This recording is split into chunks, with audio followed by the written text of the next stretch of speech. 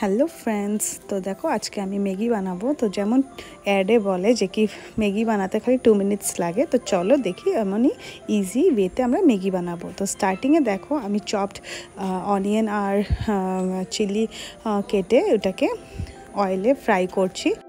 তো friends, Maggi সবাই ভালোবাসে, ছোটোর থেকে বড়, বাচ্চার থেকে বুড়ো সবাই ম্যাগি খেতে ভালোবাসে।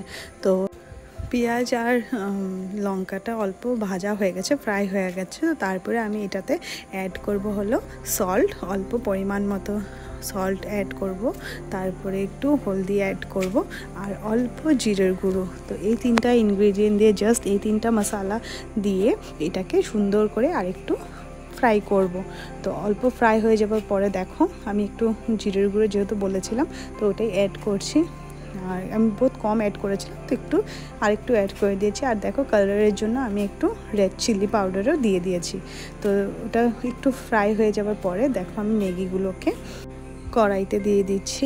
আর ফ্রেন্ডস, তোমরা পারলে আরও বহুত রকমের ভেজিটেবলস ইউজ করতে পারো, যেমন কি ক্যাপসিকাম, ক্যারেট, এগুলো সব ইউজ করতে পারো। পারলে ডিমও অ্যাড করতে পারো। আমরা তো এখন ডিমটা বেশি খাই না বলে, গরম দিন বলে এটাকে স্কিপ করেছি। তো ডিম দিলে আরও টেস্টি হয়। তো দেখো তোমাদের সঙ্গে কথা বলতে বলতে আমি ম্যাগিটাও টোটালি ঢেলে দিয়েছি। তারপর ম্যাগিটাকে অল্প জাস্ট 1 to 2 মিনিট একটু ফ্রাই করব। জাস্ট সব মশলাগুলোর সঙ্গে ম্যাগিটা যদি পুরোপুরি মিলে যায়, তো সেটার জন্য অল্প জাস্ট এটাকে একটু ফ্রাই করে তারপরে ম্যাগি প্যাকেটে যেটা মশলা থাকে না, ম্যাগি মশলা, ওটা দিয়ে দিব।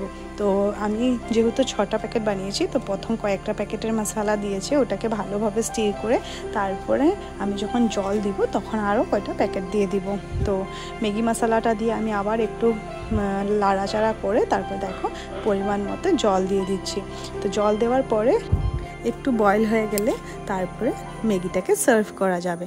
তো তোমরা পারলে এটাতে চিজও দিয়ে খেতে পারো, আমার তো ভীষণ ভালো লাগে। তো সবাইকে জিজ্ঞেস করেছিলাম, তো চিজ দিয়ে কেউ খাবে না, তো ওদের জন্য আমি এমনি সার্ভ করলাম আর আমি পরে দিয়ে চিজ দিয়ে খেয়েছি।